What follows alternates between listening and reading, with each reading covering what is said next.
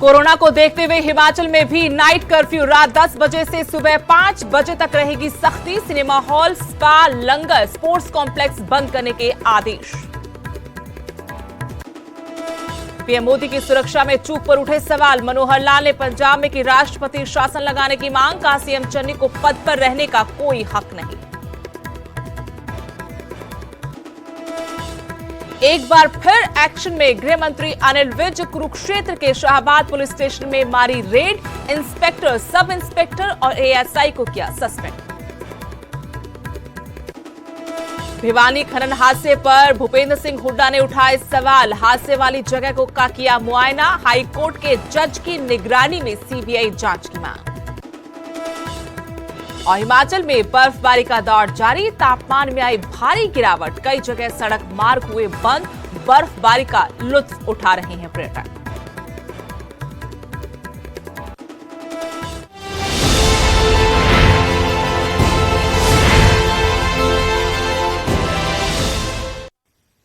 नमस्कार, आपके साथ मैं हूं स्तेश नैन मोर। बुलेटिन की शुरुआत करेंगे बड़ी खबर के साथ। हिमाचल से बड़ी खबर, जहां कोरोना के बढ़ते मामलों को देखते हुए नाइट कर्फ्यू का फैसला हुआ है। जयराम कैबिनेट की बैठक में यह फैसला लिया गया। रात 10 बजे से सुबह 5 बजे तक नाइट कर्फ्यू रहेगा। इसके अलावा जो महत्वपूर्ण फैसले हुए हैं उनके मुताबिक सिनेमा हॉल, स्पा, लंगर, स्पोर्ट्स कॉम्प्लेक्स भी बंद रहेंगे। मुख्यमंत्री जयराम ठाकुर की अध्यक्षता में ये बैठक हुई। प्रदेश मंत्रिमंडल की बैठक में प्रदेश में कोविड-19 की स्थिति को लेकर समीक्षा की गई।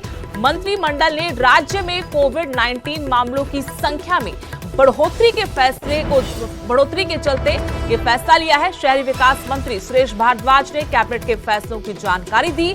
काफी महत्वपूर्ण फैसला, क्योंकि पड़ोसी राज्यों में ये फरमान पहले से लागू हो चुके थे। अब हिमाचल सरकार भी कोरोना के बढ़ते मामलों को देखते हुए सख्ती के मूड में है। नाइट कर्फ्यू यहां पर लगा दिया गया है, यानी रात 10 बजे से सुबह 5 बजे तक नाइट कर्फ्यू रहेगा। सिनेमा हॉल, स्पा, लंगर, स्पोर्ट्स कॉम्प्लेक्स तक बंद रहेंगे। मुख्यमंत्री जयराम ठाकुर की अध्यक्षता में कैबिनेट की बैठक में कोविड-19 की स्थिति को लेकर समीक्षा हुई। इस समीक्षा के बाद ये अहम फैसले लिए गए। इसके अलावा सारे प्रदेश भर में जो इंडोर स्पोर्ट्स कॉम्प्लेक्सेस हैं, स्पा हैं, सिनेमा हॉल्स हैं, मल्टीप्लेक्सेस हैं, स्टेडिया हैं, स्विमिंग पूल्स हैं, जिम्स हैं और लंगर हैं, जो गुरुद्वारा इत्यादि में कहीं भी होता है। इन पर जो है वो कंप्लीट जो है बंदिश रहेगी, प्रतिबंध रहेगा। बड़ी खबर अंबाला से, जहां ओमिक्रॉन ने दस्तक दी है। एक ही परिवार के 3 लोगों में ओमिक्रॉन की पुष्टि हुई है। 10 महीने की बच्ची भी इसमें शामिल है। 35 साल की महिला भी ओमिक्रॉन संक्रमित पाई गई है। 70 वर्षीय बुजुर्ग में भी ओमिक्रॉन की पुष्टि। पिछले दिनों आयरलैंड से यह परिवार लौटा था, जिसमें ओमिक्रॉन की पुष्टि हुई है। कोरोना के नए वेरिएंट ने पूरे देश में दहशत फैला रखी है। अब अंबाला में भी ओमिक्रॉन की दस्तक। एक ही परिवार के 3 लोगों में ओमिक्रॉन की पुष्टि हुई है। इसमें 10 महीने की बच्ची, 35 साल की महिला और 70 वर्षीय बुजुर्ग शामिल हैं। पिछले दिनों आयरलैंड से परिवार लौटा था। केसेस की बात करें तो 124 नए मामले जो हैं आज अंबाला जिला में रिपोर्ट हुए हैं, जिसमें 51 जो पेशेंट हैं वो अंबाला सिटी इलाके से, 41 केसेस अंबाला कैंट से और 13 जो मामले हैं वो चौड़मसपुर से रिपोर्ट हुए हैं, 7 नारायणगढ़ से, 5 बराड़ा से और 4 जो मरीज हैं वो मुलाना जो हमारा हल्का है वहाँ से रिपोर्ट हुए हैं।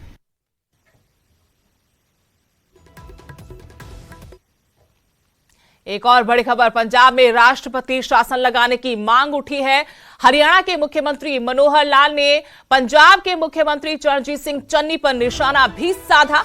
पीएम की सुरक्षा में चूक पर उन्होंने सवाल उठाए। सीएम चन्नी को पद पर रहने का अधिकार नहीं, ये हरियाणा के मुख्यमंत्री मनोहर लाल की तरफ से कहा गया। कल पीएम की सुरक्षा में भारी चूक हुई थी, इसके बाद से देश की सियासत गरमाई हुई है।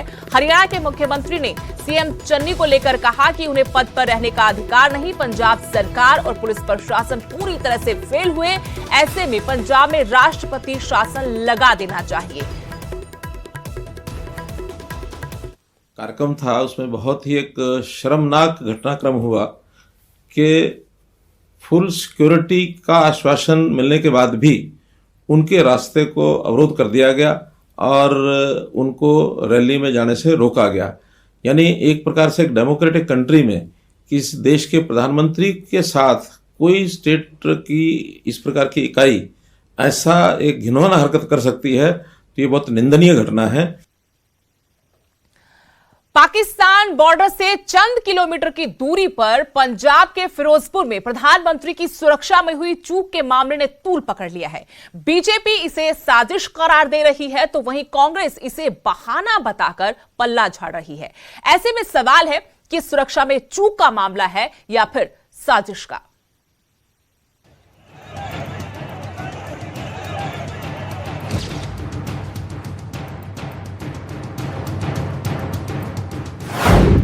पीएम के रूट की जानकारी सिर्फ राज्य सरकार को, फिर रास्ता कैसे हुआ ब्लॉक?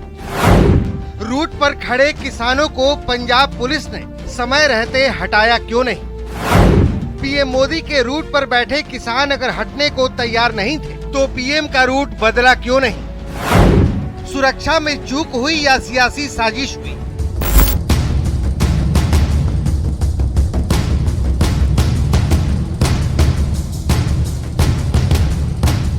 ये वो सवाल हैं जो सुरक्षा में सिंध और रास्ता रोकने की वजह से पंजाब में प्रधानमंत्री नरेंद्र मोदी की फिरोजपुर रैली रद्द होने के बाद उठ रहे हैं। चलिए पहले इस मुद्दे पर बीजेपी और कांग्रेस के आरोप प्रत्यारोप को सुन लीजिए। किसी ने नहीं रोकिया, एक रास्ता जो रुक गया जिधरों प्राइम मिनिस्टर साहब ने आना था, बाकी तो ऐसी रात आप नाल होके खिलाए है। किसी रास्ते पर सवेरे ऑब्स्ट्रक्शन नहीं सी, लेकिन ਹੁਣ ਜੇ ਚੰਡੀਗੜ੍ਹ ਵਾਲਾ रास्ता रुकिया होवे तो लोग पिंडां ਨੂੰ होके आ जाते हैं, जिन्हें आना हो तो पहुंचे जाते हैं। राजनीतिक कार्यकर्ताओं को बिठाया हुआ है और उनका इस्तेमाल करके संदेश दे रहे थे कि हम पीएम को नहीं आने देंगे। हमने वो संदेश ले लिया। तो मुख्यमंत्री के दफ्तर से किसी ने भी संवाद नहीं किया। किस बात का इंतजार कर रही थी कांग्रेस की सरकार पंजाब में? ऐसे आदमी डीजीपी लगाओगे जो 24 घंटे अपने पॉलिटिकल प्रोसेस के इंटरेस्ट देख रहे हो, तो फिर एक दिन आएगा कि प्राइम मिनिस्टर को भी ये फेस करना पड़ेगा। क्या उन किसानों को पुलिस द्वारा गोली मार देनी चाहिए थी? क्या उनकी खोपड़ियां उड़ा देनी चाहिए थी? या फिर उन किसानों को वहां से हटाने का प्रयास करना चाहिए था? मुश्किल से 15 मिनट प्रधानमंत्री जी रुके होंगे, उनको बहाना मिल गया। राजनीति गर्म है, बीजेपी गुस्से में है, कांग्रेस पल्ला झाड़ रही है। सवाल है, जब प्रधानमंत्री की सुरक्षा में सेंध का मामला है तो फिर जिम्मेदारी की बात क्यों नहीं हो रही है? वो भी तब जब प्रधानमंत्री मोदी ने एयरपोर्ट के अधिकारियों से ये कहा हो, अपने मुख्यमंत्री को मेरा शुक्रिया कहना कि मैं बठिंडा एयरपोर्ट तक जिंदा पहुंच सका।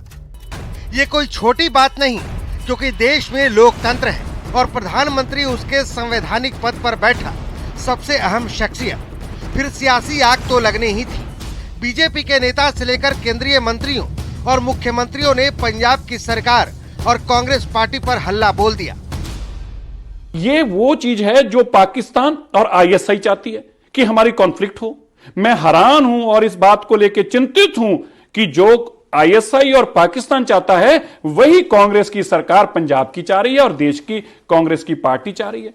चूक एक साजिश है, ये जानबूझकर षड्यंत्र पंजाब की कांग्रेस सरकार ने किया है। कांग्रेस की सरकार आईएसआई और पाकिस्तान की एजेंसियों के इशारे पर काम कर रही है। कांग्रेस और पाकिस्तान के बीच एक समझौता है। पाकिस्तान के बॉर्डर पे प्रधानमंत्री जी को इतने देर तक जो रुकना मजबूर कर दिया, इसमें बहुत बड़ा षड्यंत्र है। क्या कांग्रेस की सरकार, गांधी परिवार नफरत से इतना भरा है कि प्रधानमंत्री जी की सुरक्षा से खेल जाए। पंजाब की सरकार को देश की जनता से इस बात के लिए माफ़ी मांगनी चाहिए। कांग्रेस सदैव से इस देश की संवैधानिक व्यवस्थाओं की अवमानना करती रही है। बीजेपी की तरफ से चौतरफा हमला हो रहा है। इस बीच पंजाब के मुख्यमंत्री चरणजीत सिंह चन्नी ने पीएम की रैली के रद्द होने का कारण क्या बताया है, ये भी जान लीजिए। उन्होंने बीजेपी की रैली रखी, उत्ते 70,000 कुर्सी लाती, बंदा आया 700। फिर हुण कोई ना कोई मीह का बहाना हो गया, कोई होर बहाना हो गया, रैली रद्द हो गई। अब ये मजाक नहीं तो क्या है, देखिए इन तस्वीरों को, यही सच्चाई है। प्रधानमंत्री की गाड़ी तकरीबन 20 मिनट इस फ्लाईओवर पर फंसी रही और जब इसको लेकर बीजेपी ने कांग्रेस सरकार पर साजिश का आरोप लगाया तो कांग्रेस नेताओं की बयानबाजी भी शुरू हो गई। यूथ कांग्रेस अध्यक्ष बीवी श्रीनिवास ने प्रधानमंत्री से सवाल किया, मोदी जी हाउस द जोश। इसके बाद यूथ कांग्रेस ने भी इसी तर्ज पर बयानबाजी की, ये कर्मों का फल है। तो वहीं बीजेपी की तरफ से मुख्यमंत्री चन्नी से कुर्सी खाली करने की मांग की जा रही है, क्योंकि प्रधानमंत्री की सुरक्षा की जानकारी सिर्फ सरकार को होती है या फिर उनके सुरक्षा तंत्र को होती है। वैकल्पिक रास्तों की मैं विशेषकर बात करता हूँ, और ऐसी परिस्थिति में इस परिस्थिति का निर्माण होना ये सरकार के सहयोग के बगैर संभव नहीं है। इसलिए मैं मानता हूँ कि एक ही विकल्प बचता है, या तो मुख्यमंत्री इस्तीफा दें या फिर ऐसी सरकार के खिलाफ कार्रवाई होनी ही चाहिए। सियासत में आरोप प्रत्यारोप तो चलते ही रहते हैं, लेकिन ऐसा मजाक तो नहीं जैसा कांग्रेस नेता कर रहे हैं। क्या पार्टी होश में नहीं है? वो जो जोश की बात पूछ रही है, ये मामला संघीय ढांचे से जुड़ा हुआ है। घटना पाकिस्तान बॉर्डर के पास का है, फिर भी मजाक, ये फुहड़पन है। बता दें कि इस मामले पर गृह मंत्रालय हरकत में आ चुका है और चूक के मामले में जिम्मेदारी तय करने की बात कही है। Bureau report, news 18 network.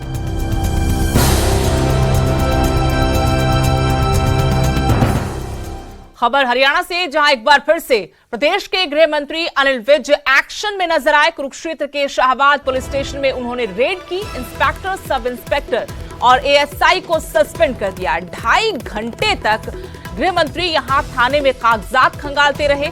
लोगों ने इंस्पेक्टर पर रिश्वत मांगने का आरोप लगाया था। पिछले कई दिनों से लगातार देखा जा रहा है कि गृह मंत्री अनिल विज पूरे एक्शन में है। कई जगहों पर वो अचानक औचक निरीक्षण के लिए पहुंच जाते हैं और ऐसे में एक बार फिर से कुरुक्षेत्र के शाहबाद पुलिस स्टेशन पर उन्होंने रेड की, इंस्पेक्टर, सब इंस्पेक्टर और एएसआई को सस्पेंड कर दिया। 2.5 घंटे तक थाने में गृह मंत्री अनिल विज कागजात खंगालते रहे। लोगों ने इंस्पेक्टर पर रिश्वत मांगने का आरोप लगाया था। बहुत सारे लोगों की दरखास्तें पड़ी हैं जिनके केस ही दर्ज नहीं किए गए हैं, और जो दर्ज किए गए हैं उनमें भी कार्रवाई पेंडिंग है। 3 महीने से 6 महीने से जो पुराने केस हैं उनमें 33 केसेस में अभी तक कार्रवाई पेंडिंग है। भिवानी के डाडम गांव में खनन हादसे पर पूर्व मुख्यमंत्री भूपेंद्र सिंह हुड्डा ने मनोहर सरकार को निशाने पर लिया। हादसे वाली जगह का हुड्डा ने मुआयना किया। हुड्डा ने कहा कि खनन नियमों की धज्जियां उड़ाकर मौत का कुआं बनाया गया, जिससे यह हादसा हुआ। उन्होंने हाईकोर्ट के जज की निगरानी में पूरे मामले की जांच सीबीआई से करवाने और दोषियों के खिलाफ सख्त कार्रवाई की मांग की। आपको बता दें कि डाडम गांव में 1 जनवरी को खनन के दौरान पहाड़ दरकने से 5 लोगों की मौत हो गई थी। हुड्डा ने हादसे वाली जगह का दौरा किया, वहां काम करने वाले लोगों और आसपास के ग्रामीणों से भी मुलाकात की।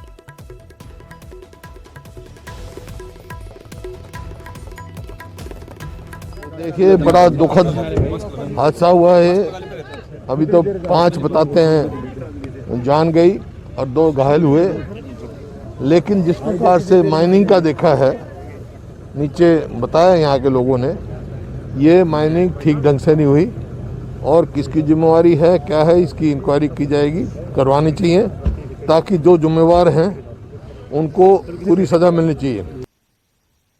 डाडम खनन हादसे पर बड़ी खबर। भिवानी खनन हादसे पर एफआईआर वापस ले ली गई है। खनन के दौरान पहाड़ दरकने का ये मामला। डाडम गांव में 5 लोगों की मौत हुई थी। इस हादसे में मृतक के भाई ने इसमें एफआईआर दर्ज करवाई थी, लेकिन अब एफआईआर वापस ले ली गई है। फिलहाल एसआईटी हादसे की जांच कर रही है। बड़ी खबर आपको बता रहे हैं, भिवानी के डाडम खनन क्षेत्र में नए साल पर जो बड़ा हादसा हुआ था, उस मामले में जो एफआईआर हुई थी उसे वापस ले लिया गया है। खनन के दौरान पहाड़ दरकने से 5 लोगों की जान गई थी। मृतक के भाई ने एफआईआर दर्ज करवाई थी, जो वापस ले ली गई है और फिलहाल एसआईटी इस हादसे की जांच कर रही है। खबरों में आगे बढ़ते हैं। मनाली समेत आसपास के इलाकों में बारिश और बर्फबारी का दौर लगातार जारी है। बर्फबारी से ठंड काफी बढ़ गई है। मनाली मॉल रोड सहित रोहतांग दर्रे और अटल टनल के आसपास की ऊंची चोटियों पर बर्फबारी का सिलसिला लगातार जारी है। वहीं मनाली रोड पर पर्यटक बर्फबारी का लुत्फ उठाते नजर आए। मनाली घूमने आए पर्यटकों के मुताबिक वो लंबे वक्त से बर्फबारी का इंतजार कर रहे थे। मनाली में आयोजित विंटर कार्निवल का भी पर्यटक लुत्फ उठा रहे हैं। आपको तस्वीरें दिखा रहे हैं जिनमें आप देख सकते हैं कैसे बर्फबारी हो रही है। अद्भुत नजारा मनाली में देखने को मिल रहा है और इस वक्त यहां पर पर्यटकों की भी भारी तादाद है जो जमकर इस मौसम का लुत्फ उठा रहे हैं। लाहौल स्पीति की तस्वीरें जहां वादियां बर्फ से ढक गई हैं। रुक रुक कर बर्फबारी का दौर यहां पर जारी है। सड़कों पर बर्फ की सफेद चादर बिछी है। इससे फिसलन काफी बढ़ गई है। बर्फबारी से तापमान -15 से 25 डिग्री तक नीचे चला गया है। वहीं सड़कों किनारे बर्फ जमने से गाड़ियों की आवाजाही पूरी तरह से ठप है। हालांकि आपात स्थिति में छोटी जो गाड़ियां, छोटे वाहन हैं, उनको जाने की इजाजत दी गई है। पूरा लाहौल स्पीति बर्फ से ढका हुआ है। बर्फबारी के चलते जनजीवन यहां का अस्त व्यस्त हो गया है। बिजली आपूर्ति लगातार बाधित हो रही है। सड़कों पर गाड़ियों की आवाजाही भी नहीं है, यानी वाहनों के पहिए थम गए हैं। जिंदगी जम सी गई है।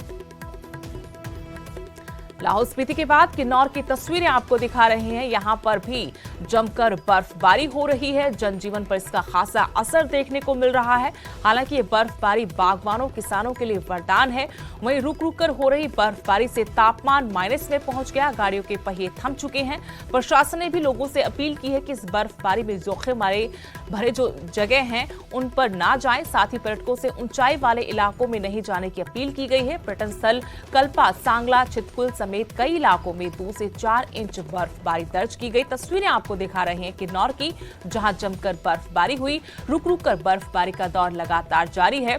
इससे भले जनजीवन अस्त व्यस्त हुआ हो, लोगों को घरों में दुबकने को मजबूर कर दिया हो, लेकिन किसान बागवानों के लिए ये बर्फ किसी बड़ी सौगात से कम नहीं है। हिमाचल में बीते 2 दिन से मौसम खराब है और कुल्लू समेत प्रदेश के दूसरे जिलों में बर्फबारी हो रही है। साथ ही सूबे में किशोरों के लिए कोरोना वैक्सीन का अभियान भी शुरू हुआ है। इसी कड़ी में हेल्थ वर्कर्स का एक वीडियो सोशल मीडिया पर वायरल हो रहा है। इसमें हेल्थ वर्कर्स बच्चों को वैक्सीन लगाने के लिए बर्फबारी के बीच दुर्गम पहाड़ी रास्तों से जाती हुई नजर आ रही हैं। ये वीडियो कुल्लू जिले के नगर ब्लॉक का है। यहां पर जाना गांव के लिए स्वास्थ्य विभाग की टीम ने बर्फबारी के बीच बच्चों का टीकाकरण किया। कुल्लू में बारिश के साथ बर्फबारी होती रही। ऐसे में नर्स पूजा, सीएचओ मीना और आशा वर्कर यमुना ने कई किलोमीटर पैदल बर्फीले रास्ते को पार कर वैक्सीनेशन अभियान में बच्चों को वैक्सीन लगाई। केंद्रीय स्वास्थ्य मंत्री मनसुख मांडविया ने ये वीडियो सोशल मीडिया पर शेयर किया और स्वास्थ्य कर्मियों की सराहना की। केंद्रीय मंत्री ने इस वीडियो के कैप्शन में लिखा, नदी, रेगिस्तान हो या बर्फ का तूफान, हमारी हेल्थ आर्मी लक्ष्य साधने को सदैव तत्पर। हिमाचल प्रदेश के कुल्लू में 15 से 18 आयु वर्ग के बच्चों का टीकाकरण करने जाते स्वास्थ्य कर्मी।